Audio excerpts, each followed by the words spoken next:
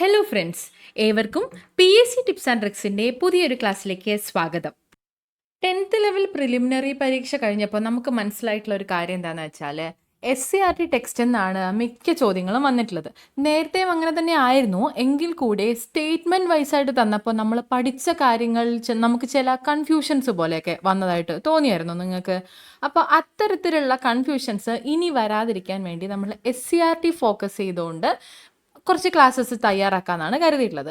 അപ്പോൾ ഇന്ന് നമ്മൾ SCERT ബേസ് ചെയ്ത് ഒരു 15 ടോപ്പിക്സ് നമ്മൾ SCERT ടെക്സ്റ്റിൽ നിന്ന് തന്നെ കളക്ട് ചെയ്ത് കൊണ്ടുവന്നിട്ടാണ് ക്ലാസ് തയ്യാറാക്കിയിട്ടുള്ളത് കേട്ടോ.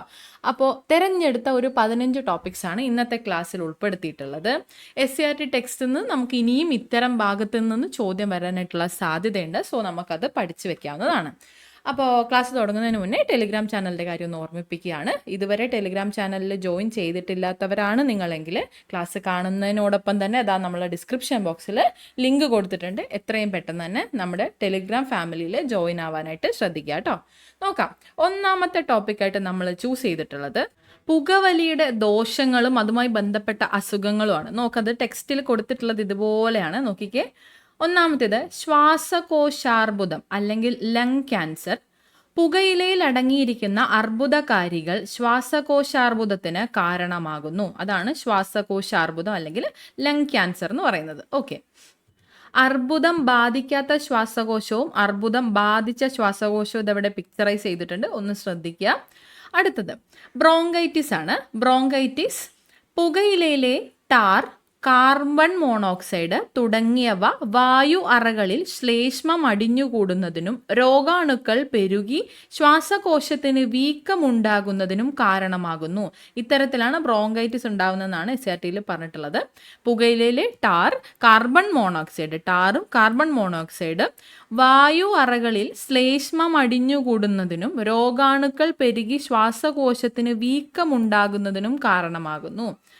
വീക്കം ബാധിക്കാത്ത ശ്വസനികൾ ഇത് ഇപ്രകാരവും വീക്കം ബാധിച്ച ശ്വസനികൾ ഇപ്രകാരമാണ് ഉണ്ടാകുന്നത്. അതും പിക്ചറൈസ് ചെയ്ത് തന്നെ കൊടുത്തിട്ടുണ്ട്. അടുത്തത് എംഫിസീമയാണ്. എംഫിസീമ നമ്മൾ സിനിമ തുടങ്ങുന്നതിന് മുന്നേ തിയേറ്ററിൽ നമ്മൾ കേട്ടിട്ടുണ്ടാവും. എംഫിസീമ എന്നത് ശ്വാസകോശ രോഗമാണ്. ഇതിൽ താഴെ തന്നിട്ടുള്ളവയിൽ ശ്വാസകോശ രോഗം അല്ലാത്തത് ഏത്, ശ്വാസകോശ രോഗം ഏത് എന്നൊക്കെ PSC ചോദിച്ചിട്ടുണ്ട്. അപ്പോൾ പേരുകൾ കൃത്യമായിട്ട് ഓർത്തിരിക്കുക കേട്ടോ. എംഫിസീമ. പുകയിലയിലെ വിഷപദാർത്ഥങ്ങൾ വായു അറകളുടെ ഇലാസ്തികത നഷ്ടപ്പെടുന്നത് മൂലം അവ പൊട്ടുന്നു. ഇത് ശ്വസന പ്രതല വിസ്തീർണം കുറയ്ക്കുന്നതിനും വൈറ്റൽ കപ്പാസിറ്റി കുറയുന്നതിനും കാരണമാകുന്നു. പുകയിലയിലെ വിഷപദാർത്ഥങ്ങൾ വായു അറകളുടെ ഇലാസ്തികത നഷ്ടപ്പെടുത്തുന്നത് മൂലം അവ പൊട്ടുന്നു. ഇത് ശ്വസന പ്രതല വിസ്തീർണം കുറയുന്നതിനും വൈറ്റൽ കപ്പാസിറ്റി കുറയുന്നതിനും കാരണമാകുന്നു. അതാണ് എംഫിസീമ എന്ന രോഗാവസ്ഥ കേട്ടോ. എംഫിസീമ ബാധിക്കാത്ത വായു അറകളാണ് ഇത് ഇവിടെ കൊടുത്തിട്ടുള്ളത്. എംഫിസീമ ബാധിച്ചത് കണ്ടോ, ഇത്രയും വ്യത്യാസം ഈ പിക്ചറിൽ തന്നെ നമുക്ക് കാണാൻ പറ്റുന്നതാണ്. ഓക്കെ ആണല്ലോ. അപ്പോൾ പുകയിലയുടെ ദോഷങ്ങൾ, അതുമായി ബന്ധപ്പെട്ട അസുഖങ്ങളും നമ്മൾ കണ്ടു. ശ്വാസകോശാർബുദം, എംഫിസീമ, ബ്രോങ്കൈറ്റിസ്. ഓക്കെ ആണല്ലോ. അടുത്തത് നോക്കാം. അടുത്തത് കോശശ്വസനമാണ്. കോശശ്വസനത്തിൻ്റെ ഘട്ടങ്ങളാണ് കൊടുത്തിട്ടുള്ളത്. ഒന്ന് ഇതാ ഗ്ലൈക്കോളിസിസ്, 2 ക്രെബ്സ് പരിവൃത്തി എന്നതാണ് അല്ലെങ്കിൽ ക്രെബ്സ് സൈക്കിൾ. നോക്കാം.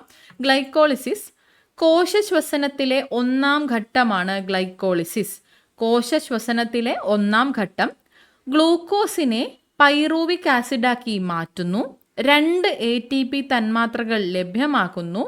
കോശദ്രവ്യത്തിൽ വെച്ച് നടക്കുന്ന ഈ പ്രവർത്തനത്തിന് ഓക്സിജൻ ആവശ്യമില്ല. ഓക്കെ, കോശശ്വസനത്തിൻ്റെ 1-ാം ഘട്ടമാണ്. ഗ്ലൂക്കോസിനെ പൈറൂവിക് ആസിഡാക്കി മാറ്റുന്നു. 2 ATP തന്മാത്രകൾ ലഭ്യമാക്കുന്നു. കോശദ്രവ്യത്തിൽ വെച്ച് നടക്കുന്ന ഈ ഒരു പ്രവർത്തനത്തിന്, ഗ്ലൈക്കോളിസിസിന് ഓക്സിജൻ ആവശ്യമില്ല. ഓക്കെ, അടുത്തത് ക്രെബ്സ് പരിവൃത്തിയാണ്. ക്രെബ്സ് പരിവൃത്തി അല്ലെങ്കിൽ ക്രെബ്സ് സൈക്കിൾ കോശശ്വസനത്തിൻ്റെ 2-ാം ഘട്ടം ഇങ്ങനെയും ചോദിച്ചേക്കാം. അപ്പം ശ്രദ്ധിക്കുക, കോശശ്വസനത്തിൻ്റെ 2-ാം ഘട്ടമാണ് ക്രെബ്സ് പരിവൃത്തി. ക്രെബ്സ് പരിവൃത്തി മൈറ്റോകോൺട്രിയയിൽ നടക്കുന്നു. നിരവധി രാസമാറ്റങ്ങളിലൂടെ പൈറൂവിക് ആസിഡ് കാർബൺ ഡൈ ഓക്സൈഡും ജലവുമായി മാറ്റപ്പെടുന്നു. 28 ATP തന്മാത്രകൾ ലഭ്യമാക്കുന്നു. ഈ പ്രവർത്തനത്തിന് ഓക്സിജൻ ആവശ്യമാണ്. ക്രബ്സ് പരിവൃത്തിക്കാണ് ഓക്സിജൻ ആവശ്യമായിട്ടുള്ളത്. ഗ്ലൈക്കോളിസിസിന് ഓക്സിജൻ ആവശ്യമല്ല. ക്രബ്സ് പരിവൃത്തി നോക്കാം. കോശശ്വസനത്തിന്റെ 2ാം ഘട്ടമാണ്. ക്രബ്സ് പരിവൃത്തി എവിടെ വെച്ചാണ് നടക്കുന്നത്? മൈറ്റോകോൺട്രിയയിലാണ് കേട്ടോ. മൈറ്റോകോൺട്രിയയിൽ നടക്കുന്നു. നിരവധി രാസമാറ്റങ്ങളിലൂടെ പൈറൂവിക് ആസിഡ് കാർബൺ ഡൈ ഓക്സൈഡും ജലവുമായിട്ട് മാറ്റപ്പെടുന്നു. കാർബൺ ഡൈ ഓക്സൈഡും ജലവുമായിട്ട് മാറ്റപ്പെടുന്നു. എന്ത്? Pyruvic acid.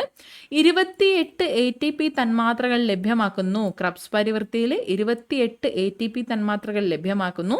ഈ പ്രവർത്തനത്തിന് ഓക്സിജൻ ആവശ്യമാണ്. ക്രബ്സ് പരിവൃത്തിക്ക് ഓക്സിജൻ ആവശ്യമാണ്. ഓക്കെ, അടുത്തത് രക്തക്കുഴലുകളാണ്. രക്തക്കുഴലുകൾ നോക്കാം. SCERT തന്നിട്ടുള്ളത് സിര, ധമനി, അതുപോലെ ലോമികകളാണ് നമുക്ക് പഠിക്കാനായിട്ടുള്ളത് കേട്ടോ. ഒന്നാമതായിട്ട് സിര. രക്തത്തെ ഹൃദയത്തിലേക്ക് സംവഹിക്കുന്നു. കനം കുറഞ്ഞ ഭിത്തി, ഉള്ളിൽ വാൽവുകൾ കാണപ്പെടുന്നു. കുറഞ്ഞ വേഗത്തിലും മർദ്ദത്തിലുമാണ് രക്തം ഒഴുകുന്നത്. പിക്ചർ കൂടി ഒന്ന് നോക്കി വെക്കുക കേട്ടോ. രക്തത്തെ ഹൃദയത്തിലേക്ക് സംവഹിക്കുന്നത് ആരാണ്? സിരയാണ്, അല്ലെങ്കിൽ വെയിനാണ്. രക്തത്തെ ഹൃദയത്തിലേക്ക് സംവഹിക്കുന്നു. കനം കുറഞ്ഞ ഭിത്തിയാണ്. കനം കുറഞ്ഞ ഭിത്തിയാണ്. ഇത് കണ്ടോ, ധമനിയെ അപേക്ഷിച്ച് കനം കുറഞ്ഞ ഭിത്തിയാണ്. ഉള്ളിൽ വാൽവുകൾ കാണപ്പെടുന്നു. കണ്ടോ, വാൽവുകൾ കാണപ്പെടുന്നു. സിരയുടെ ഉള്ളിൽ വാൽവുകൾ കാണപ്പെടുന്നു. കുറഞ്ഞ വേഗത്തിലും മർദ്ദത്തിലുമാണ് രക്തം ഒഴുകുന്നത്. സിരയിൽ കുറഞ്ഞ വേഗത്തിലും മർദ്ദത്തിലുമാണ് രക്തം ഒഴുകുന്നത്. ഇനി ധമനിയാണ്. ഹൃദയത്തിൽ നിന്ന് രക്തത്തെ സംവഹിക്കുന്നത് ധമനിയാണ്. ഹൃദയത്തിലേക്ക് രക്തം കൊണ്ടുവരുന്നത് സിരയും ഹൃദയത്തിൽ നിന്ന് രക്തത്തെ സംവഹിക്കുന്നത് ധമനിയുമാണ്. ഇലാസ്തികതയുള്ളതും കനം കൂടിയതുമായ ഭിത്തിയാണ്. ഇലാസ്തികതയുള്ളതും കനം കൂടിയതുമായ ഭിത്തിയാണ് ധമനിയുടേത്, അല്ലെങ്കിൽ ആർട്ടറിയുടേത് കേട്ടോ.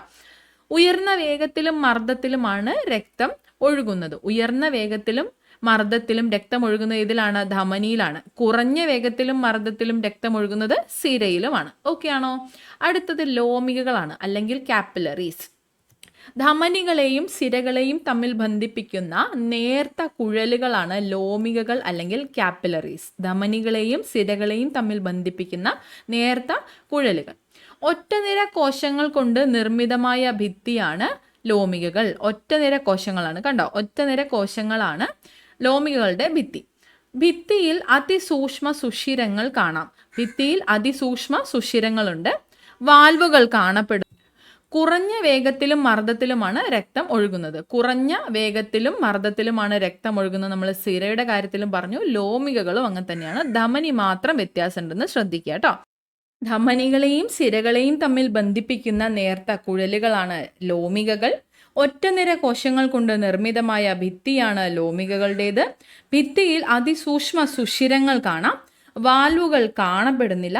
കുറഞ്ഞ വേഗത്തിലും മർദ്ദത്തിലുമാണ് രക്തം ഒഴുകുന്നത്. ഓക്കെ, അടുത്തത് നോക്കാം. ഇനി പ്ലാസ്മയെ കുറിച്ച് നോക്കാം. പ്ലാസ്മ രക്തത്തിന്റെ 55% വരുന്ന ഇളം മഞ്ഞ നിറമുള്ള ദ്രാവകമാണ് പ്ലാസ്മ. രക്തത്തിന്റെ 55% വരുന്ന ഇളം മഞ്ഞ നിറമുള്ള ദ്രാവകമാണ് പ്ലാസ്മ. രക്തകോശങ്ങൾ പ്ലാസ്മയിലാണ് കാണപ്പെടുന്നത്. ദഹനഫലമായി ഉണ്ടാകുന്ന ഗ്ലൂക്കോസ്, അമിനോ ആസിഡ്, ഫാറ്റി ആസിഡുകൾ, ഗ്ലിസറോൾ തുടങ്ങിയ ലഘുഘടകങ്ങൾ കോശങ്ങളിലെത്തുന്നത് പ്ലാസ്മയിലൂടെയാണ്. ചുവടെ നൽകിയിരിക്കുന്ന ചിത്രീകരണം അത് നോക്കാം. പ്ലാസ്മയിൽ ജലം, പ്രോട്ടീനുകൾ, മറ്റു ഘടകങ്ങൾ എന്നിവ കാണുന്നു. ജലം 90 മുതൽ 92% വരെയും പ്രോട്ടീനുകൾ 7 മുതൽ 8% വരെയും ബാക്കി മറ്റുള്ള ഘടകങ്ങളുമാണ് കാണുന്നത്. ആദ്യം മറ്റു ഘടകങ്ങൾ നോക്കാം. കൊഴുപ്പ്, ലവണങ്ങൾ, യൂറിയ, പഞ്ചസാര, ഹോർമോണുകൾ മുതലായവ പ്ലാസ്മയിൽ കാണപ്പെടുന്നു.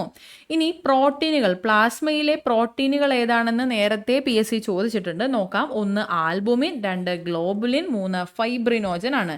രക്തത്തിലെ പ്ലാസ്മയിലുള്ള പ്രോട്ടീനുകൾ ഏതൊക്കെയാണ്? ആൽബുമിൻ, ഗ്ലോബുലിൻ, ഫൈബ്രിനോജൻ ആണ്. ആൽബുമിൻ എന്താണ് ചെയ്യുന്നത്? രക്തസമ്മർദ്ദം ക്രമീകരിക്കുന്നു. രക്തസമ്മർദ്ദം ക്രമീകരിക്കുന്ന പ്ലാസ്മയിലെ പ്രോട്ടീൻ ഏതാണ്? ആൽബുമിൻ ആണ് കേട്ടോ. ആൽബുമിൻ. രോഗപ്രതിരോധത്തിന് സഹായിക്കുന്നതോ? രോഗപ്രതിരോധത്തിന് സഹായിക്കുന്ന പ്ലാസ്മയിലെ പ്രോട്ടീനാണ് ഗ്ലോബുലിൻ.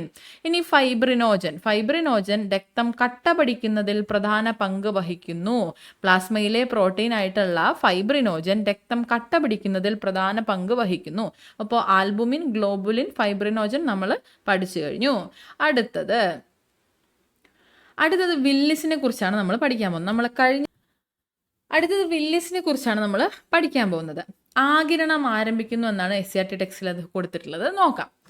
ലഘു പോഷക ഘടകങ്ങളുടെ ആഗിരണം ആരംഭിക്കുന്നത് ചെറുകുടലിൽ വെച്ചാണ്. അതിന് ചെറുകുടലിന്റെ ഘടന എത്രമാത്രം യോജിച്ചതാണ് നോക്കാം.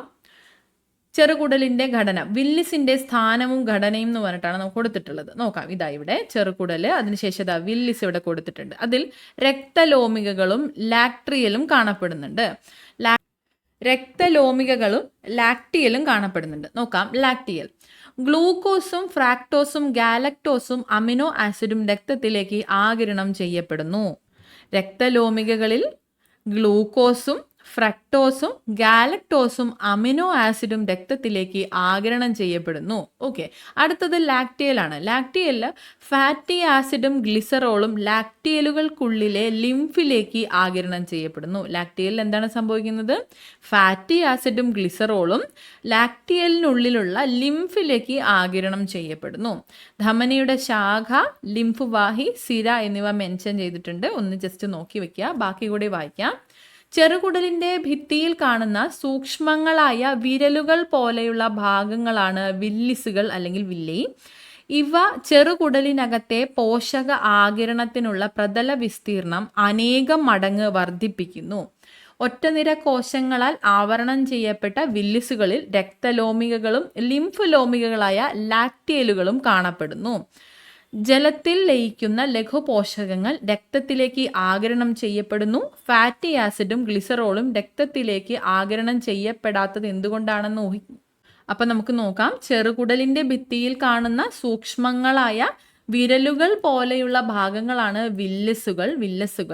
ഇവ ചെറുകുടലിനകത്തെ പോഷക ആഗിരണത്തിനുള്ള പ്രതല വിസ്തീർണം അനേകം മടങ്ങ് വർദ്ധിപ്പിക്കുന്നു. വില്ലസുകൾ ചെറുകുടലിനകത്തെ പോഷക ആഗിരണത്തിനുള്ള പ്രതല വിസ്തീർണം അനേകം മടങ്ങ് വർദ്ധിപ്പിക്കുന്നു.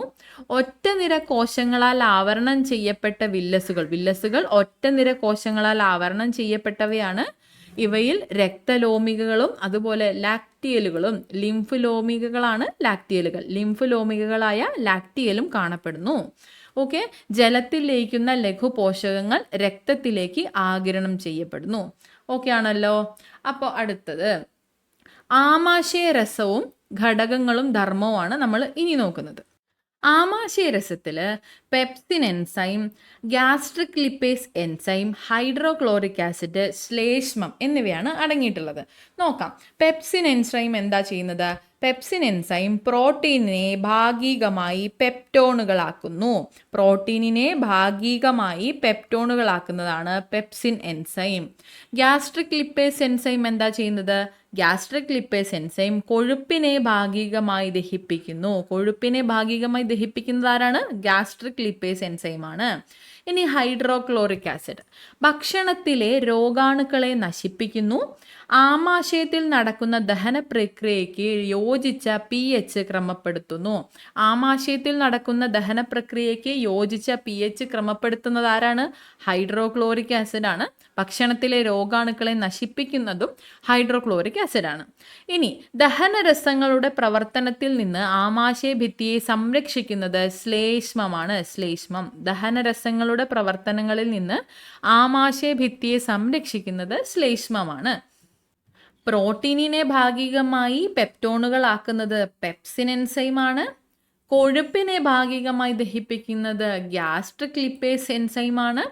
ഭക്ഷണത്തിലെ രോഗാണുക്കളെ നശിപ്പിക്കുകയും ആമാശയത്തിൽ നടക്കുന്ന ദഹന പ്രക്രിയയ്ക്ക് യോജിച്ച pH ക്രമീകരിക്കുകയും ചെയ്യുന്നത് ഹൈഡ്രോക്ലോറിക് ആസിഡ് ആണ്. ശ്ലേഷ്മം എന്താണ് ചെയ്യുന്നത്? ദഹനരസങ്ങളുടെ പ്രവർത്തനങ്ങളിൽ നിന്ന് ആമാശയ ഭിത്തിയെ സംരക്ഷിക്കുകയും ചെയ്യുന്നു. ഓക്കെ ആണോ? അപ്പോൾ ആമാശയ രസവും ഘടകങ്ങളും അവയുടെ ധർമ്മങ്ങളും നമ്മൾ പഠിച്ചു. ഇനി നമുക്ക് പല്ലിനെ കുറിച്ച് പഠിക്കാം. പല്ല് എങ്ങനെയാണ് SCERT കൊടുത്തിരിക്കുന്നത് നമുക്ക് നോക്കാം. ഇപ്രകാരമാണ് കൊടുത്തിട്ടുള്ളത്. ഒന്നാമത് ദന്തമകുടം ഈ മുകൾ ഭാഗമാണ്, പിന്നെ ദന്തഗളം, അതിനുശേഷം ദന്തമൂലം വരുന്നുണ്ട്. അവിടെ വരുന്നത് നോക്കാം. ഒന്ന് ഇനാമൽ, വെള്ളനിറം കടുപ്പമേറിയ ഭാഗം നിർജീവം. ഇതാണ് ഇനാമൽ. വെള്ള നിറമാണ്, കടുപ്പമേറിയ ഭാഗമാണ്, നിർജീവമാണ്. ഡെൻഡൈൻ എന്താണ്? ഡെൻഡൈൻ ഇവിടെ മെൻഷൻ ചെയ്തിട്ടുണ്ട്, പിക്ചർ കൂടി ഒന്ന് ശ്രദ്ധിക്കുക കേട്ടോ, അപ്പോൾ പഠിക്കാൻ കുറച്ചുകൂടി എളുപ്പമായിരിക്കും. ഡെൻഡൈൻ പല്ല് നിർമ്മിച്ചിരിക്കുന്ന ജീവനുള്ള കലയാണ് ഡെൻഡൈൻ. പല്ല് നിർമ്മിച്ചിരിക്കുന്ന ജീവനുള്ള കല ഏത് എന്ന് ചോദിച്ചേക്കാം. അത് ഡെൻഡൈൻ ആണ്, ഡെൻഡൈൻ. ഇനി പൾപ്പ്. പൾപ്പ് ക്യാവിറ്റിയിൽ കാണുന്ന മൃദുവായ യോജക കലയാണ് പൾപ്പ്. പൾപ്പ് ക്യാവിറ്റിയിൽ കാണുന്ന മൃദുവായ യോജക കലയാണ് പൾപ്പ്. രക്തക്കുഴലുകളും ലിംഫ് വാഹികളും നാഡീതന്തുക്കളും കാണപ്പെടുന്നത് പൾപ്പിലാണ്. രക്തക്കുഴലുകളും ലിംഫ് വാഹിയും നാഡീതന്തുക്കളും കാണപ്പെടുന്നു ഇവിടെ, പൾപ്പിൽ കാണപ്പെടുന്നു. ഇനി സിമന്റം മോണയിലെ കുഴികളിൽ പല്ലിനെ ഉറപ്പിച്ചു നിർത്തുന്ന കാൽസ്യം അടങ്ങിയ യോജക കലയാണ് സിമന്റം. മോണയിലെ കുഴികളിൽ പല്ലിനെ ഉറപ്പിച്ചു നിർത്തുന്ന കാൽസ്യം അടങ്ങിയ യോജക കലയാണ് സിമന്റം. ഓക്കെ ആണോ? ഇനാമൽ എന്താണ്? വെള്ള നിറത്തിലുള്ളതാണ്, കടുപ്പമേറിയ ഭാഗമാണ്, നിർജീവമാണ് ഇനാമൽ. ഇനി ജീവനുള്ള കല ഏതാണ്? പല്ല് നിർമ്മിച്ചിരിക്കുന്ന ജീവനുള്ള കലയാണ് ഡെൻഡൈൻ. പൾപ്പ് എന്താണ്? പൾപ്പ് ക്യാവിറ്റിയിൽ കാണുന്ന മൃദുവായ യോജക കലയാണ് പൾപ്പ്. രക്തക്കുഴലുകളും ലിംഫ് വാഹികളും നാഡീതന്തുക്കളും കാണപ്പെടുന്നത് പൾപ്പിലാണെന്ന് ഓർക്കുക. പിന്നെ സിമന്റമാണ് നമ്മൾ പറഞ്ഞത്. മോണയിലെ കുഴികളിൽ പല്ലിനെ ഉറപ്പിച്ചു നിർത്തുന്ന കാൽസ്യം അടങ്ങിയിട്ടുള്ള യോജക കലയാണ് സിമന്റം. ഓക്കെ ആണോ? അടുത്തത് നോക്കാം. നമ്മുടെ SCERT ടെക്സ്റ്റിൽ മെൻഷൻ ചെയ്തിട്ടുള്ള ചില ജീവിതശൈലി രോഗങ്ങളും അവയുടെ കാരണങ്ങളും ഒന്ന് നോക്കി വെക്കുക കേട്ടോ. ഒന്നാമത്തേത് പ്രമേഹമാണ്. പ്രമേഹം എന്താണ് കാരണം? ഇൻസുലിൻ്റെ കുറവോ പ്രവർത്തന വൈകല്യമോ ആണ് പ്രമേഹത്തിന് കാരണം. ഇൻസുലിൻ്റെ കുറവോ അല്ലെങ്കിൽ പ്രവർത്തന വൈകല്യമോ. ഫാറ്റി ലിവർ, കരളിൽ കൊഴുപ്പ് അടിഞ്ഞുകൂടുവാൻ ഇടയാകുന്നത്. കരളിൽ കൊഴുപ്പ് അടിഞ്ഞുകൂടുന്നതാണ് ഫാറ്റി ലിവറിന് കാരണം. കരളിൽ കൊഴുപ്പ് അടിഞ്ഞുകൂടുവാൻ ഇടയാകുന്നത്. പക്ഷാഘാതം മസ്തിഷ്കത്തിലെ രക്തക്കുഴലുകൾ പൊട്ടുന്നത്, രക്തപ്രവാഹം തടസ്സപ്പെടുന്നത്, ഇവയാണ് പക്ഷാഘാതത്തിന് കാരണം. മസ്തിഷ്കത്തിലെ രക്തക്കുഴലുകൾ പൊട്ടുന്നത്, രക്തപ്രവാഹം തടസ്സപ്പെടുന്നത്. ഇനി കൊഴുപ്പടിഞ്ഞ് രക്തധമനികളുടെ വ്യാസം കുറയുന്നത് മൂലമുണ്ടാകുന്ന രോഗമാണ് അമിത രക്തസമ്മർദ്ദം. കൊഴുപ്പടിഞ്ഞു കൂടിയിട്ട് രക്തധമനികളുടെ വ്യാസം കുറയുന്നതാണ് അമിത രക്തസമ്മർദ്ദത്തിന് കാരണം. ഹൃദയാഘാതം ഹൃദയത്തിലേക്ക് രക്തം എത്തിക്കുന്ന കൊറോണറി ധമനികളിൽ കൊഴുപ്പടിഞ്ഞ് രക്തപ്രവാഹം തടസ്സപ്പെടുന്നത്. ഹൃദയത്തിലേക്ക് രക്തം എത്തിക്കുന്ന ധമനി ഏതാണ്? അത് കൊറോണറി ധമനിയാണ്.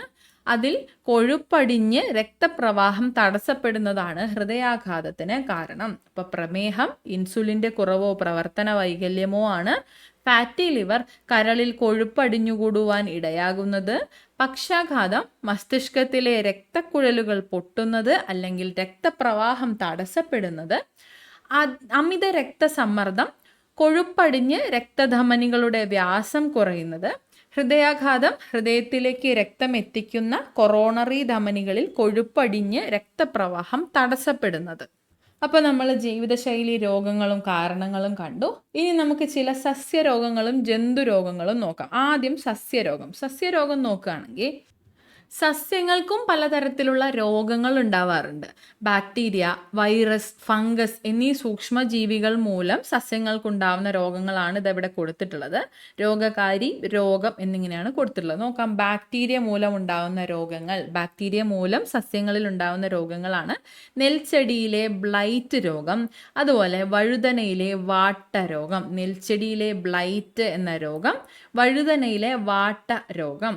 ഇനി വൈറസ് മൂലം ഉണ്ടാകുന്നത് പയറ്, മരച്ചീനി എന്നിവയിലെ മൊസൈക്ക് രോഗം. പയറ്, മരച്ചീനി എന്നിവയിലെ മൊസൈക്ക് രോഗം വൈറസ് മൂലം ഉണ്ടാകുന്നതാണ്.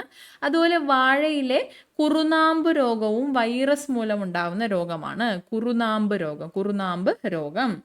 ഫംഗസ് മൂലം ഉണ്ടാകുന്നതാണ് കുരുമുളകിൻ്റെ ദ്രുതവാട്ടം. നമ്മൾ ഒത്തിരി കേട്ടിട്ടുണ്ട് അല്ലേ? ദ്രുതവാട്ടം, കുരുമുളകിൻ്റെ ദ്രുതവാട്ടം ഫംഗസ് കാരണം ഉണ്ടാകുന്ന ഒരു രോഗമാണ്. തെങ്ങിൻ്റെ കൂമ്പു ചീയലും ഫംഗസ് കാരണം ഉണ്ടാകുന്ന ഒരു രോഗമാണ്. എന്താണ്? ബാക്ടീരിയ, നെൽച്ചെടിയിലെ ബ്ലൈറ്റ് രോഗവും വഴുതനയിലെ വാട്ട രോഗവും. വൈറസ് മൂലമുണ്ടാകുന്നത് പയറ്, മരച്ചീനി എന്നിവയിലെ മൊസൈക്ക് രോഗം, അതുപോലെ വാഴയിലെ കുറുനാമ്പ് രോഗം. ഫംഗസ് കാരണം ഉണ്ടാകുന്ന രോഗങ്ങളാണ് കുരുമുളകിൻ്റെ ദ്രുതവാട്ടവും തെങ്ങിൻ്റെ കൂമ്പ് ചീയലും. ഓക്കെ ആണോ? ഇനി ജന്തുരോഗം നോക്കാം. മനുഷ്യർക്ക് മാത്രമല്ല ജന്തുക്കൾക്കും പലതരത്തിലുള്ള രോഗങ്ങൾ ഉണ്ടാവുന്നുണ്ട്. അപ്പോൾ അതാണ് നമ്മൾ നോക്കുന്നത്. ബാക്ടീരിയ മൂലം ജന്തുക്കളിൽ ഉണ്ടാവുന്ന രോഗങ്ങളാണ് ആന്ത്രാക്സ്, അകിടുവീക്കം എന്നിവ. ബാക്ടീരിയയാണ് ഇതിന് കാരണം, ഓർത്തിരിക്കുക. ആന്ത്രാക്സ്, അകിടുവീക്കം.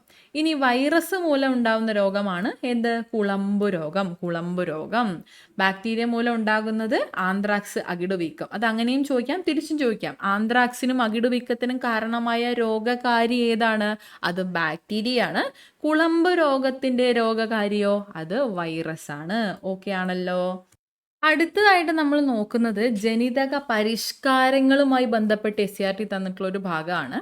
രോഗം അല്ലെങ്കിൽ രോഗലക്ഷണങ്ങൾ ഒരു ഭാഗത്തും അതിൻ്റെ ചികിത്സയ്ക്കായിട്ട് ഉപയോഗിക്കുന്ന പ്രോട്ടീനുകളുടെ പേരും ടെക്സ്റ്റിൽ കൃത്യമായിട്ട് ഇത് ഇങ്ങനെ കൊടുത്തിട്ടുണ്ട്.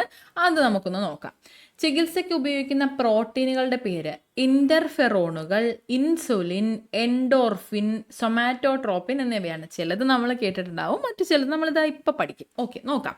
രോഗലക്ഷണങ്ങൾ.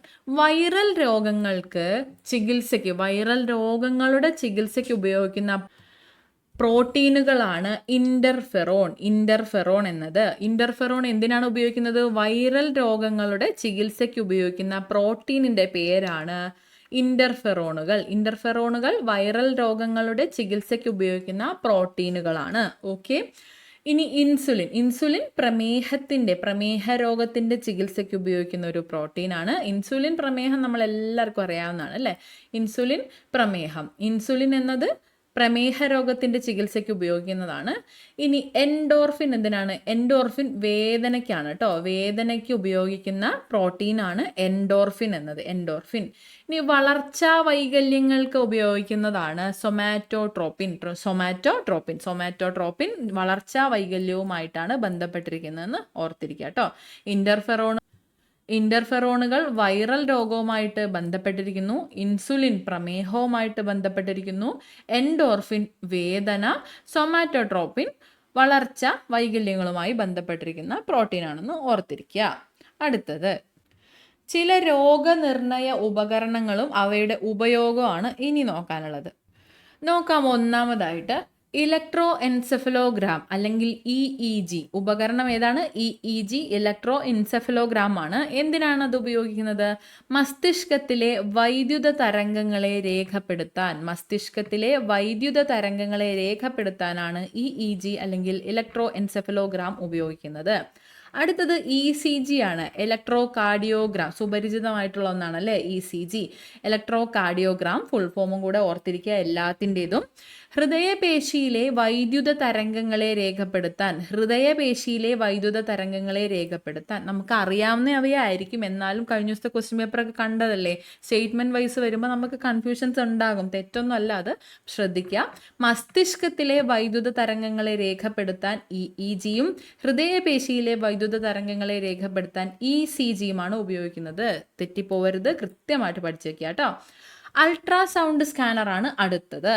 അൾട്രാസോണിക് ശബ്ദ തരംഗങ്ങൾ ഉപയോഗിച്ച് ആന്തരാവയവങ്ങളുടെ ഘടന മനസ്സിലാക്കാനാണ് അൾട്രാസൗണ്ട് സ്കാനർ ഉപയോഗിക്കുന്നത്. അൾട്രാസോണിക് ശബ്ദ തരംഗങ്ങൾ ഉപയോഗിച്ച് ആന്തരാവയവങ്ങളുടെ ഘടന മനസ്സിലാക്കാനാണ് അൾട്രാസൗണ്ട് സ്കാനർ ഉപയോഗിക്കുന്നത്. ഇനി CT സ്കാനറാണ് അല്ലെങ്കിൽ computed tomography scanner. CT scanner എന്താണ്? Computed tomography scanner. എന്തിനാണ് ഉപയോഗിക്കുന്നത്? എക്സ്റേയുടെയും കമ്പ്യൂട്ടറിൻ്റെയും സഹായത്തോടെ ആന്തരാവയവങ്ങളുടെ ത്രിമാന ദൃശ്യങ്ങൾ ലഭ്യമാക്കുന്നതിനായിട്ട്. എക്സ്റേയുടെയും കമ്പ്യൂട്ടറിൻ്റെയും സഹായത്തോടെ ആന്തരാവയവങ്ങളുടെ ത്രിമാന ദൃശ്യങ്ങൾ ലഭ്യമാക്കാൻ ഉപയോഗിക്കുന്നതാണ് CT സ്കാനർ അല്ലെങ്കിൽ കമ്പ്യൂട്ടഡ് ടോമോഗ്രഫി സ്കാനർ. അവസാനമായിട്ട് കൊടുത്തിട്ടുള്ളതാണ് MRI സ്കാനർ. MRI അല്ലെങ്കിൽ magnetic resonance imaging scanner. Okay, MRI scanner എന്തിനാണ് ഉപയോഗിക്കുന്നത്? ആന്തരാവയവങ്ങളുടെ ത്രിമാന ദൃശ്യങ്ങൾ ലഭ്യമാക്കുന്നതിന് വേണ്ടിയിട്ട്. ചെറിയ വ്യത്യാസമേ ഉള്ളൂ, ശ്രദ്ധിച്ച് പഠിക്കുക കേട്ടോ. Okay, CT scanner, MRI scanner നമ്മൾ കണ്ടു. ഒന്നുകൂടെ നോക്കാം. EEG എൻസെഫലോഗ്രാം മസ്തിഷ്കത്തിലെ വൈദ്യുത തരംഗങ്ങളെ രേഖപ്പെടുത്താൻ മാറിപ്പോവരുത്, ശ്രദ്ധിക്കുക. ECG ഹൃദയപേശിയിലെ വൈദ്യുത തരംഗങ്ങളെ ദൃശ്യങ്ങളെ രേഖപ്പെടുത്താൻ CT സ്കാനർ എക്സ്റേയുടെയും കമ്പ്യൂട്ടറിൻ്റെയും സഹായത്തോടെ ആന്തരാവയവങ്ങളുടെ ത്രിമാന ദൃശ്യങ്ങൾ ലഭ്യമാക്കാൻ MRI സ്കാനർ ആന്തരാവയവങ്ങളുടെ ത്രിമാന ദൃശ്യങ്ങൾ ലഭ്യമാക്കുന്നതിന് വേണ്ടി. പിന്നെയുള്ളതാണ് അൾട്രാസൗണ്ട് സ്കാനർ. ഇങ്ങനെ കമ്പൈൻ ചെയ്ത് പഠിക്കുകയാണെങ്കിൽ കുറച്ചും കൂടെ എളുപ്പമുണ്ടാവും പഠിക്കാൻ അല്ലേ. നോക്കാം. അൾട്രാസൗണ്ട് സ്കാനർ എന്താണ്? അൾട്രാസോണിക് ശബ്ദ തരംഗങ്ങൾ ഉപയോഗിച്ച് ആന്തരാവയവങ്ങളുടെ ഘടന മനസ്സിലാക്കാൻ ഉപയോഗിക്കുന്ന ഉപകരണമാണ് അൾട്രാസൗണ്ട് സ്കാനർ. ഓക്കെ ആണല്ലോ. അടുത്ത് നോക്കാം. PSCയുടെ ഒരു ഫേവററ്റ് ഏരിയ ആണ് അവയവങ്ങൾ. അതിൽ പ്രധാനമായിട്ട് കണ്ണുമായി ബന്ധപ്പെട്ട ചോദ്യങ്ങൾ 2 എണ്ണമാണ് ഈ കഴിഞ്ഞ ചോദ്യപേപ്പറിൽ നമ്മൾ കണ്ടിട്ടുള്ളത്. അപ്പോൾ കണ്ണിനെ കുറിച്ച് നമുക്ക് ഒരു ഐഡിയ ഉണ്ടാക്കി പോകുന്നത് എന്തുകൊണ്ടും നല്ലതായിരിക്കും. നോക്കാം. കണ്ണിൽ 3 പാളികളാണുള്ളത്. 1 ദൃഢപടലം, 2 രക്തപടലം, 3 ദൃഷ്ടിപടലം. അതിൽ ദൃഢപടലത്തിൽ എന്താണ് ദൃഢപടലം? കണ്ണിന് ദൃഢത നൽകുന്ന വെളുത്ത നിറമുള്ള ബാഹ്യപാളിയാണ് ദൃഢപടലം.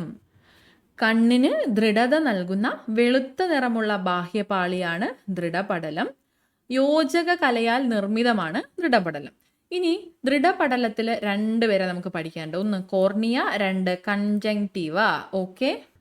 കോർണിയ ദൃഢപടലത്തിന്റെ മുൻഭാഗത്തുള്ള സുതാര്യവും മുന്നോട്ട് തള്ളിയതുമായ ഭാഗമാണ് കോർണിയ. പ്രകാശരശ്മികളെ കണ്ണിലേക്ക് പ്രവേശിപ്പിക്കുന്നതും കോർണിയയാണ്. ദൃഢപടലത്തിന്റെ മുൻഭാഗത്തുള്ള സുതാര്യവും മുന്നോട്ട് തള്ളിയതുമായ ഭാഗം പ്രകാശരശ്മികളെ കണ്ണിലേക്ക് പ്രവേശിപ്പിക്കുന്നു. അടുത്തത് കൺജങ്ക്റ്റീവയാണ്. ദൃഢപടലത്തിന്റെ മുൻവശത്ത് കോർണിയ ഒഴികെയുള്ള ഭാഗങ്ങളെ ആവരണം ചെയ്ത് സംരക്ഷിക്കുന്ന സ്ഥലമാണ് കൺജങ്ക്റ്റീവ. ദൃഢപടലത്തിന്റെ മുൻവശത്ത് കോർണിയ ഒഴികെയുള്ള മറ്റ് ഭാഗങ്ങളെ ആവരണം ചെയ്ത് സംരക്ഷിക്കുന്ന സ്ഥലമാണ് കൺജങ്ക്റ്റീവ. ഓക്കെ ആണോ? അടുത്തത് രക്തപടലമാണ്. രക്തപടലം ധാരാളം രക്തക്കുഴലുകൾ കാണപ്പെടുന്ന മധ്യപാളിയാണ് രക്തപടലം. പേരിൽ തന്നെ ഉണ്ട്. ഓക്കെ. നോക്കാം. ഐറിസ് കോർണിയയുടെ പിൻഭാഗത്തായി കാണുന്ന രക്തപടലത്തിന്റെ ഭാഗമാണ് ഐറിസ്. രക്തപടലത്തിന്റെ ഭാഗമാണ് നമ്മൾ പറഞ്ഞു. മെലാനിൻ എന്ന വർണ്ണവസ്തുവിന്റെ സാന്നിധ്യം ഇരുണ്ട നിറം നൽകുന്നു. മെലാനിൻ എന്ന വർണ്ണവസ്തുവിന്റെ സാന്നിധ്യം ഐറിസിലുണ്ട്. അതുകൊണ്ട് ഇരുണ്ട നിറമാണ് ഉള്ളത്. കോർണിയയുടെ പിൻഭാഗത്തായി കാണുന്ന രക്തപടലത്തിന്റെ ഭാഗമാണ് ഐറിസ്. അടുത്തത് പ്യൂപ്പിളാണ്. ഐറിസിന്റെ മധ്യഭാഗത്തുള്ള സുഷിരമാണ് പ്യൂപ്പിൾ എന്നറിയപ്പെടുന്നത്. ഐറിസിന്റെ മധ്യഭാഗത്തുള്ള സുഷിരമാണ് പ്യൂപ്പിൾ. പ്രകാശ തീവ്രതയ്ക്കനുസരിച്ച് ഇതിന്റെ വലിപ്പം ക്രമീകരിക്കപ്പെടുന്നു. പ്രകാശ തീവ്രതയ്ക്കനുസരിച്ച് വലിപ്പം ക്രമീകരിക്കപ്പെടുന്ന കണ്ണിന്റെ ഭാഗം ഏതാണ്? അത് പ്യൂപ്പിൾ ആണെന്ന് ഓർക്കുക. മൂന്നാമത് നമുക്ക് ദൃഷ്ടിപടലം പഠിക്കാനുണ്ട്, അല്ലെങ്കിൽ റെറ്റിന. പ്രകാശഗ്രാഹികൾ കാണപ്പെടുന്ന ആന്തരപാളി ഏതാണ്? അത് ദൃഷ്ടിപടലമാണ്. പ്രകാശഗ്രാഹികൾ കാണപ്പെടുന്ന ആന്തരപാളിയാണ് ദൃഷ്ടിപടലം അല്ലെങ്കിൽ റെറ്റിന. നോക്കാം. പീതബിന്ദു അല്ലെങ്കിൽ യെല്ലോ സ്പോട്ട്. റെറ്റിനയിൽ പ്രകാശഗ്രാഹികൾ കൂടുതലായി കാണപ്പെടുന്ന ഭാഗമാണ് പീതബിന്ദു. പ്രതിബിംബത്തിന് ഏറ്റവും തെളിമയുള്ളത് എവിടെയാണ്? പീതബിന്ദുവിലാണ്. പ്രതിബിംബത്തിന് ഏറ്റവും തെളിമയുള്ളത് ഇവിടെയാണ്, യെല്ലോ സ്പോട്ടില്. ഓക്കെ. അന്ധബിന്ദു അല്ലെങ്കിൽ ബ്ലൈൻഡ് സ്പോട്ടാണ് അടുത്തത്. റെറ്റിനയിൽ നിന്ന് നേത്രനാഡി ആരംഭിക്കുന്ന ഭാഗമാണ് അന്ധബിന്ദു. റെറ്റിനയിൽ നിന്ന് നേത്രനാഡി ആരംഭിക്കുന്ന ഭാഗം ഏതാണ്? അന്ധബിന്ദുവാണ്. ഇവിടെ പ്രകാശഗ്രാഹികൾ ഇല്ലാത്തതിനാൽ കാഴ്ചയില്ല. അന്ധബിന്ദുവിൽ പ്രകാശഗ്രാഹികളില്ല, അതുകൊണ്ട് തന്നെ കാഴ്ചയില്ല. ഇനി ഇത് 3 ആൾക്കാരെ കൂടെ നമുക്ക് പഠിക്കാനുണ്ട്. ലെൻസ്, സീലിയറി പേശികൾ, നേത്രനാഡി. ലെൻസ് നോക്കാം. സുതാര്യവും ഇലാസ്തികതയുള്ളതുമായ കോൺവെക്സ് ലെൻസ് ആണ്. സ്നായുക്കൾ എന്ന ചരടുകൾ വഴി സീലിയറി പേശികളുമായി ബന്ധിപ്പിച്ചിരിക്കുന്നു. കണ്ടോ? ലെൻസ് എന്താണ്? സുതാര്യവും ഇലാസ്തികതയുള്ളതുമായ കോൺവെക്സ് ലെൻസ് ആണ് കണ്ണിലുള്ളത്. സ്നായുക്കൾ എന്ന ചരടുകൾ വഴി സീലിയറി പേശികളുമായി ബന്ധിപ്പിച്ചാണ് ലെൻസ് വെച്ചിട്ടുള്ളത്. ഇനി സീലിയറി പേശികൾ എന്താ നോക്കാം. സീലിയറി പേശികൾ അല്ലെങ്കിൽ സീലിയറി മസിൽസ് ലെൻസിനെ ചുറ്റിയുള്ള വൃത്താകൃതിയിലുള്ള പേശികളാണ് സീലിയറി പേശികൾ. ലെൻസിനെ ചുറ്റിയുള്ള വൃത്താകൃതിയിലുള്ള പേശികളാണ് സീലിയറി പേശികൾ. ഇവയുടെ സങ്കോചവും വിശ്രമാവസ്ഥ പ്രാപിക്കലും ലെൻസിന്റെ വക്രത ക്രമീകരിക്കുന്നു. സീലിയറി പേശികളുടെ സങ്കോചവും വിശ്രമാവസ്ഥ പ്രാപിക്കലും ലെൻസിന്റെ വക്രത ക്രമീകരിക്കുന്നു. ഓക്കെ. അടുത്തത് നേത്രനാഡിയാണ് അല്ലെങ്കിൽ ഒപ്റ്റിക്കൽ നെർവ്. പ്രകാശഗ്രാഹി കോശങ്ങളിൽ നിന്നുള്ള ആവേഗങ്ങളെ മസ്തിഷ്കത്തിലെ കാഴ്ചയുടെ കേന്ദ്രത്തിലേക്ക് കൊണ്ടുപോകുന്നത് ഈ നേത്രനാഡിയാണ്. പ്രകാശഗ്രാഹി കോശങ്ങളിൽ നിന്നുള്ള ആവേഗങ്ങളെ മസ്തിഷ്കത്തിൻ്റെ കാഴ്ചയുടെ കേന്ദ്രത്തിലേക്ക് കൊണ്ടുപോകുന്ന നെർവിൻ്റെ പേരെന്താണ്? അതാണ് ഒപ്റ്റിക്കൽ നെർവ് അല്ലെങ്കിൽ നേത്രനാഡി. ഓക്കെ ആണല്ലോ. അപ്പം നമ്മൾ കണ്ണിനെ കുറിച്ച് പഠിച്ചു. ഇനി നമുക്ക് കുറച്ച് കാര്യങ്ങളൂടെ പഠിക്കാനുണ്ട്. കണ്ണിലെ ദ്രവങ്ങൾ. കണ്ണിൽ 2 ദ്രവങ്ങളാണ് നമുക്ക് പഠിക്കാനുള്ളത്. ഒന്ന് അക്വസ് ദ്രവം, മറ്റേത് വിട്രിയസ് ദ്രവം. അക്വസ് ദ്രവവും വിട്രിയസ് ദ്രവവും. ഓക്കെ, അക്വസ് ദ്രവം നോക്കാം. കോർണിയയ്ക്കും ലെൻസിനും ഇടയിലെ അക്വസ് അറയിൽ നിറഞ്ഞിരിക്കുന്ന ജലം പോലുള്ള ദ്രവമാണ് അക്വസ് ദ്രവം. ഇത് രക്തത്തിൽ നിന്ന് രൂപം കൊണ്ട് രക്തത്തിലേക്ക് തന്നെ പുനരാഗിരണം ചെയ്യപ്പെടുന്നു. കണ്ണിലെ കലകൾക്ക് ഓക്സിജനും പോഷകവും നൽകുന്നു. കോർണിയയ്ക്കും ലെൻസിനും, ഈ അക്വസ് ദ്രവം എവിടെയാണ്, വിട്രിയസ് ദ്രവം എവിടെയാണെന്നൊക്കെ ചോദിച്ചേക്കാം, ശ്രദ്ധിക്കുക. കോർണിയയ്ക്കും ലെൻസിനും ഇടയിൽ അക്വസ് അറയിൽ നിറഞ്ഞിരിക്കുന്ന ജലം പോലുള്ള ദ്രവം ഏതാണ്? അതാണ് അക്വസ് ദ്രവം. ഇത് രക്തത്തിൽ നിന്ന് രൂപം കൊണ്ട് രക്തത്തിലേക്ക് തന്നെ പുനരാഗിരണം ചെയ്യപ്പെടുന്നു. കണ്ണിലെ കലകൾക്ക് ഓക്സിജനും പോഷണവും നൽകുന്നത് ആരാണ്? അക്വസ് ദ്രവമാണ്. കണ്ണിലെ കലകൾക്ക് പോഷണവും ഓക്സിജനും നൽകുന്നു. ഇനി വിട്രിയസ് ദ്രവം എവിടെയാണ് കാണുന്നത്? ലെൻസിനും റെറ്റിനയ്ക്കും ഇടയിലുള്ള വിട്രിയസ് അറയിൽ നിറഞ്ഞിരിക്കുന്ന ജെല്ലി പോലുള്ള ദ്രവമാണ് വിട്രിയസ് ദ്രവം. ലെൻസിനും റെറ്റിനയ്ക്കും ഇടയിലുള്ള വിട്രിയസ് അറയിൽ നിറഞ്ഞിരിക്കുന്ന ജെല്ലി പോലുള്ള ദ്രവം, ഇവിടെ ജലം പോലുള്ള ദ്രവമാണ്. അക്വസ് ദ്രവം ജലം പോലുള്ള ദ്രവമാണ്. വിട്രിയസ് ദ്രവമാണെങ്കിൽ ജെല്ലി പോലുള്ള ദ്രവമാണ്. കണ്ണിന്റെ ആകൃതി നിലനിർത്താൻ സഹായിക്കുന്ന ദ്രവം ഏതാണ്?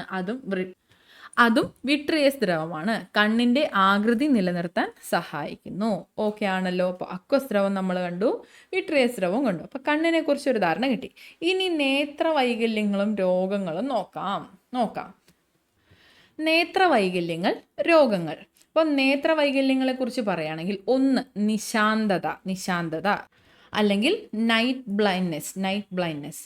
കാഴ്ചാവർണ്ണകങ്ങളിലെ ഘടകമായ റെറ്റിനാൽ വൈറ്റമിൻ എയിൽ നിന്ന് രൂപം കൊള്ളുന്നതാണെന്നറിയാമല്ലോ. അപ്പോൾ വൈറ്റമിൻ എയിൽ നിന്നാണ് റെറ്റിനാൽ ഉണ്ടാകുന്നതെന്ന് ഓർത്തിരിക്കുക. റെറ്റിനാൽ വൈറ്റമിൻ എയിൽ നിന്ന്.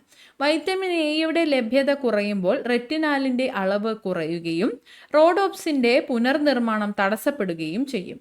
ഈ അവസ്ഥയിൽ മങ്ങിയ വെളിച്ചത്തിൽ വസ്തുക്കളെ വ്യക്തമായി കാണാൻ കഴിയാതെ വരുന്ന ഈ രോഗം നിശാന്തത എന്നറിയപ്പെടുന്നു. അപ്പം നിശാന്തത വൈറ്റമിൻ എയുടെ കുറവ് മൂലമുണ്ടാകുന്ന രോഗമാണ്.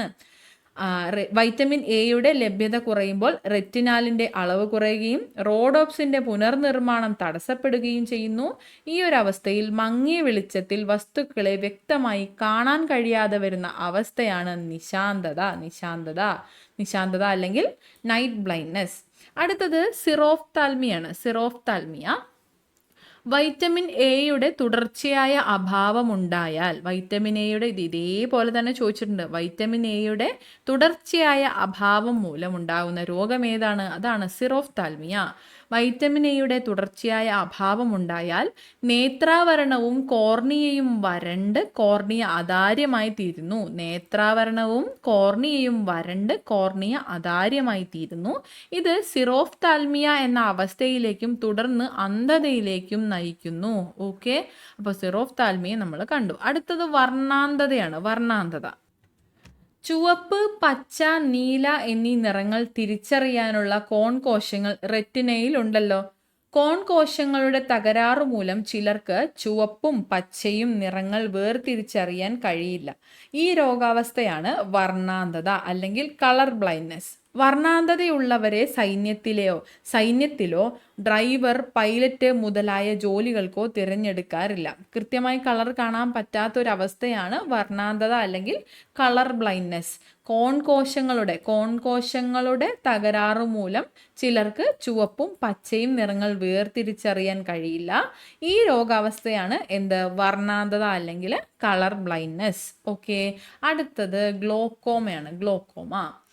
കണ്ണിലെ കലകൾക്ക് പോഷണം നൽകുന്ന ദ്രവമാണല്ലോ അക്വസ് ദ്രവം. നമ്മൾ നേരത്തെ കണ്ടതാണ്. കണ്ണിലെ ദ്രവങ്ങൾക്ക് പോഷണവും ഓക്സിജനും നൽകുന്ന ദ്രവം ഏതാണ്? അത് അക്വസ് ദ്രവമാണ്.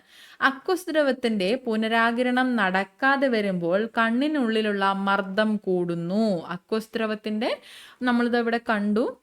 അക്വസ് ദ്രവം രക്തത്തിൽ നിന്ന് രൂപം കൊണ്ട് രക്തത്തിലേക്ക് തന്നെ പുനരാകിരണം ചെയ്യപ്പെടുന്നു എന്ന്. അപ്പോൾ അത്തരത്തിൽ അക്വസ് ദ്രവത്തിന്റെ പുനരാകിരണം നടക്കാതെ വരുമ്പോൾ കണ്ണിനുള്ളിൽ മർദ്ദം കൂടുന്നു. റെറ്റിനയ്ക്കും പ്രകാശഗ്രാഹികൾക്കും നാശമുണ്ടാക്കി അന്ധതയിലേക്ക് നയിക്കുന്ന ഈ രോഗം ഗ്ലോക്കോമ എന്നറിയപ്പെടുന്നു. റെറ്റിനയ്ക്കും പ്രകാശഗ്രാഹി കോശങ്ങൾക്കും നാശമുണ്ടാക്കി അന്ധതയിലേക്ക് നയിക്കുന്ന ഈ രോഗമാണ് ഗ്ലോക്കോമ. ലേസർ ശസ്ത്രക്രിയയിലൂടെ ഈ അവസ്ഥ പരിഹരിക്കാവുന്നതാണ്. ഓക്കെ, അടുത്തത് തിമിരം അല്ലെങ്കിൽ കാറ്ററാക്ട്. ഓക്കെ, തിമിരം കണ്ണിലെ ലെൻസ് അതാര്യമാകുന്നത് മൂലം കാഴ്ച നഷ്ടപ്പെടുന്ന അവസ്ഥയാണ് തിമിരം. കണ്ണിലെ ലെൻസ് അതാര്യമാകുന്നത് മൂലം കാഴ്ച നഷ്ടപ്പെടുന്ന അവസ്ഥയാണ് തിമിരം. ലെൻസ് മാറ്റിവെക്കൽ ശസ്ത്രക്രിയയാണ് ഇതിന് പരിഹാരം. അടുത്തത് ചെങ്കണ്ണ് അല്ലെങ്കിൽ കൺജങ്ക്റ്റിവൈറ്റിസ്. കൺജങ്ക്റ്റിവയെ ബാധിക്കുന്ന അണുബാധയാണ് ഇതിന് കാരണം. കൺജങ്ക്റ്റിവയെ ബാധിക്കുന്ന അണുബാധ. ബാക്ടീരിയ, വൈറസ് തുടങ്ങിയവയാണ് ചെങ്കണ്ണിന്റെ രോഗകാരികൾ.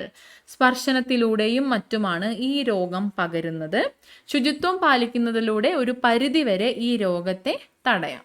ഇനി കമ്പ്യൂട്ടർ വിഷൻ സിൻഡ്രോം കൂടി നമുക്ക് നോക്കാം. Computer vision syndrome. സെൽഫോണുകൾ, കമ്പ്യൂട്ടർ, ടാബ്ലറ്റ് തുടങ്ങിയ ഉപകരണങ്ങൾ തുടർച്ചയായി ഉപയോഗിക്കുന്നത് മൂലം കണ്ണിനുണ്ടാകുന്ന പ്രശ്നങ്ങളാണ് കമ്പ്യൂട്ടർ വിഷൻ സിൻഡ്രോം എന്നത്. ഇത്തരം ഉപകരണങ്ങളുടെ സ്ഥിരമായ ഉപയോഗം ഫോക്കസ് ചെയ്യാനുള്ള കണ്ണിന്റെ കഴിവിനെ ബാധിക്കുന്നു. തലവേദനയാണ് ഇതിന്റെ മുഖ്യ ലക്ഷ്യം. കണ്ണ് വരളുക, കണ്ണിന് അമിത സമ്മർദ്ദം അനുഭവപ്പെടുക എന്നിവയും അനുബന്ധ ലക്ഷണങ്ങളാണ്. സെൽഫോൺ, കമ്പ്യൂട്ടർ, ടാബ്ലറ്റ് തുടങ്ങിയ ഉപകരണങ്ങൾ തുടർച്ചയായി ഉപയോഗിക്കുന്നത് മൂലം കണ്ണിനുണ്ടാകുന്ന പ്രശ്നം എന്താണ്? അത് കമ്പ്യൂട്ടർ വിഷൻ സിൻഡ്രോം ആണ്. ഇത്തരം ഉപകരണങ്ങളുടെ സ്ഥിരമായ ഉപയോഗം എന്തിന് കാരണമാകുന്നു? കണ്ണിന്റെ ഫോക്കസ് ചെയ്യാനായിട്ടുള്ള കഴിവിനെ ബാധിക്കുന്നു. തലവേദനയാണ് മുഖ്യ ലക്ഷണം. കണ്ണ് വരളുക, ഡ്രൈ ആയി പോകുന്നത്, അതുപോലെ കണ്ണിന്റെ അമിത സമ്മർദ്ദം അനുഭവപ്പെടുക എന്നിവയും ലക്ഷണങ്ങളായിട്ടാണ് പറയുന്നത്. ഓക്കെ, ഇനി നമുക്ക് ശരീരത്തിലെ കുറച്ച് ഹോർമോണുകളുടെയും അവയുടെ ധർമ്മങ്ങളുടെയും കാര്യങ്ങളൊന്ന് പഠിക്കാം. ഹോർമോണുകളും അവയുടെ ധർമ്മങ്ങളും നോക്കാം. ഒന്നാമത് ഓക്സിറ്റോസിൻ എന്താണ് ചെയ്യുന്നത്? ഗർഭാശയ ഭിത്തിയിലെ മിനുസപേശികളെ സങ്കോചിപ്പിച്ച് പ്രസവം സുഗമമാക്കുന്നു. മുലപ്പാൽ ചുരത്താൻ സഹായിക്കുന്ന ഹോർമോൺ ഏതാണ്? ഓക്സിറ്റോസിൻ ആണ്. ഗർഭാശയ ഭിത്തിയിലെ മിനുസപേശികളെ സങ്കോചിപ്പിച്ച് പ്രസവം സുഗമമാക്കുന്ന ഹോർമോണാണ് ഓക്സിറ്റോസിൻ. അടുത്തത് വാസോപ്രസിൻ അല്ലെങ്കിൽ ആന്റി ഡയൂറിയേറ്റ് ഹോർമോൺ. ADH എന്തായാലും നമ്മൾ കേട്ടിട്ടുണ്ടാവും. ADH, വാസോപ്രസിൻ അല്ലെങ്കിൽ ADH. വൃക്കയിൽ ജലത്തിന്റെ പുനരാകിരണത്തിന് സഹായിക്കുന്ന ഹോർമോണാണ് വാസോപ്രസിൻ. വൃക്കയിൽ ജലത്തിന്റെ പുനരാകിരണത്തിന് സഹായിക്കുന്നു. അടുത്തത് പിറ്റ്യൂട്ടറി ഗ്രന്ഥിയുടെ മുൻതളം ഉൽപ്പാദിപ്പിക്കുന്ന കുറച്ച് ഹോർമോണുകളും അവയുടെ ധർമ്മങ്ങളുമാണ്. നോക്കാം. TSH അല്ലെങ്കിൽ തൈറോയ്ഡ് സ്റ്റിമുലേറ്റിംഗ് ഹോർമോൺ തൈറോയ്ഡ് ഗ്രന്ഥിയുടെ പ്രവർത്തനത്തെ ഉത്തേജിപ്പിക്കുന്നു. തൈറോയ്ഡ് ഗ്രന്ഥിയുടെ പ്രവർത്തനത്തെ ഉത്തേജിപ്പിക്കുന്നത് ആരാണ്? തൈറോയ്ഡ് സ്റ്റിമുലേറ്റിംഗ് ഹോർമോൺ അല്ലെങ്കിൽ TSH ആണ്. ഇനി ACTH, അഡ്രിനോ കോർട്ടിക്കോട്രോപിക് ഹോർമോൺ ആണ്. എന്താണ് ഇതിന്റെ ധർമ്മം? അഡ്രീനൽ ഗ്രന്ഥിയുടെ കോർട്ടെക്സിന്റെ പ്രവർത്തനത്തെ ഉത്തേജിപ്പിക്കുന്നതാണ് ACTH. അടുത്തത് GTH അല്ലെങ്കിൽ ഗൊണഡോട്രോപിക് ഹോർമോൺ പുരുഷന്മാരിൽ വൃഷണങ്ങളുടെ പ്രവർത്തനം, സ്ത്രീകളിൽ അണ്ഡാശയങ്ങളുടെ പ്രവർത്തനം എന്നിവ ഉത്തേജിപ്പിക്കുന്നു. പുരുഷന്മാരിൽ വൃഷണങ്ങളുടെ പ്രവർത്തനവും സ്ത്രീകളിൽ അണ്ഡാശയങ്ങളുടെ പ്രവർത്തനവും ഉത്തേജിപ്പിക്കുന്നത് ഏത് ഹോർമോണാണ്? GTH അല്ലെങ്കിൽ ഗൊണഡോട്രോപിക് ഹോർമോൺ ആണ്. അടുത്തത് വളർച്ച ഹോർമോണാണ്, അല്ലെങ്കിൽ സൊമാറ്റോട്രോപ്പിൻ വളർച്ച ഹോർമോൺ അല്ലെങ്കിൽ സൊമാറ്റോട്രോപ്പിൻ എന്താണ് ചെയ്യുന്നത്? ശരീര വളർച്ചയെ ത്വരിതപ്പെടുത്തുന്നു. മുലപ്പാൽ ഉൽപ്പാദിപ്പിക്കുന്നതിന് സഹായിക്കുന്ന ഹോർമോൺ ഏതാണ്? അതാണ് പ്രോലാക്റ്റിൻ. മുലപ്പാൽ ഉൽപ്പാദനത്തിന് സഹായിക്കുന്ന ഹോർമോണാണ് പ്രോലാക്റ്റിൻ. മുലപ്പാൽ ചുരത്തുന്നതിന് സഹായിക്കുന്നതാണ് ഓക്സിറ്റോസിൻ. ഓക്കെ ആണല്ലോ, മാറിപ്പോരുത്. മുലപ്പാൽ ചുരത്താൻ സഹായിക്കുന്നത് ഓക്സിറ്റോസിൻ ആണ്. മുലപ്പാൽ ഉൽപാദനത്തിന് സഹായിക്കുന്നത് പ്രോലാക്റ്റിനുമാണ്. ഓക്കെ, അപ്പോൾ ഇത്രയും കാര്യങ്ങളാണ് ഇന്നത്തെ ക്ലാസ്സിൽ നമ്മൾ ഉൾപ്പെടുത്തിയിട്ടുള്ളത്. SCERT ടെക്സ്റ്റിൽ നിന്ന് തിരഞ്ഞെടുത്തിട്ടുള്ള 15 ടോപ്പിക്കുകളാണ്. ഇനിയും ചോദ്യങ്ങൾ വരാനായിട്ട് സാധ്യതയുള്ള ഭാഗങ്ങളാണ് നമ്മൾ തിരഞ്ഞെടുത്ത് ചെയ്തിട്ടുള്ളത്. ബയോളജിയിൽ നിന്ന് മാത്രമാണ് നമ്മൾ ഇത്രയും ടോപ്പിക്സ് എടുത്തിട്ടുള്ളത്. ഇനിയും ഒരുപാട് സാധ്യതയുള്ള ഭാഗമാണ്. കൃത്യമായിട്ട് തന്നെ ശരിയായിട്ടുള്ള കാര്യങ്ങൾ കൃത്യമായിട്ട് പഠിക്കുക. എല്ലാവരും നല്ല രീതിയിൽ തന്നെ പഠിക്കുക. അടുത്ത ഘട്ടത്തിലേക്ക് വേണ്ടി നല്ല ഊർജ്ജസ്വലരായിട്ട് തയ്യാറെടുക്കുക. എല്ലാവർക്കും താങ്ക് യു സോ മച്ച്.